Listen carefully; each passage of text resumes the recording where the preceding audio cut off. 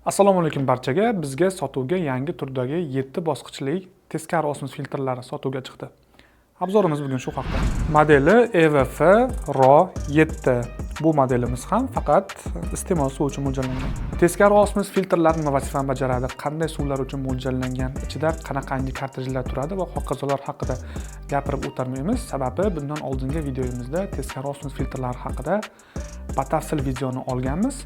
Va xohlovchilar ekraningizning tepa o'ng burchagida ko'ringan ssilka ustiga bosib, batafsil videoni tomosha qilishlari mumkin.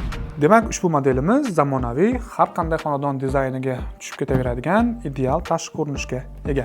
Katta, qulay, sensor boshqaruvli tablo. Afzalliklari: bundan oldingi modelimizdan farqli o'laroq, bu modelimizda suv yig'ish baki filtrning korpusi ichiga to'g'ridan-to'g'ri joylashtirilgan.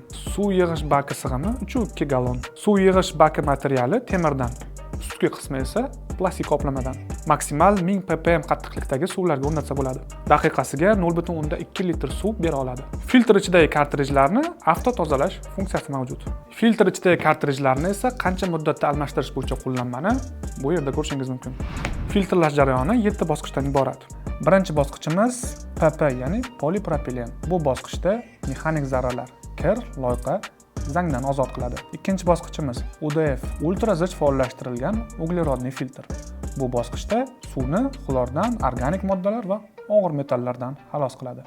Uchinchi bosqichimiz CTO, asosan xlor hid ta'mni yaxshilaydi. To'rtinchi bosqichimiz reverse osmos, ya'ni membrana. Bu bosqichda bakteriya viruslarni 99,9% zararsizlantiradi. Beshinchi bosqichimiz T33, oq rangdagi maydalangan ko'mir ko'rinishidagi postkarbon.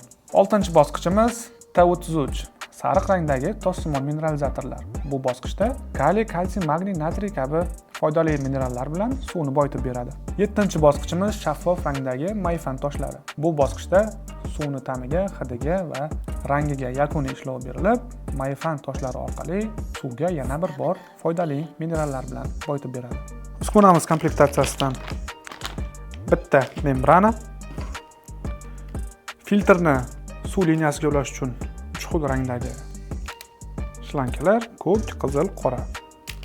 Aytgancha, teskari osmos filtrini o'zingiz mustaqil 15 daqiqa ichida o'rnatishni xohlasangiz, ekraningizning o'ng tepa burchagida ko'ringan ssilka ustiga bosib, bemalol batafsil ko'rishingiz mumkin.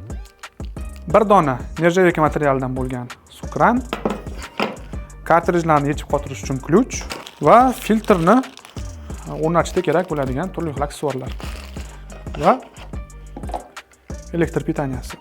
Shulardan iborat komplektatsiyamiz. Bunday ajoyib filtrlarimiz O'zbekistonning barcha viloyatlarida sotuvda mavjud. Keling, ko'ring va sotib oling. Ko'rishguncha xayr.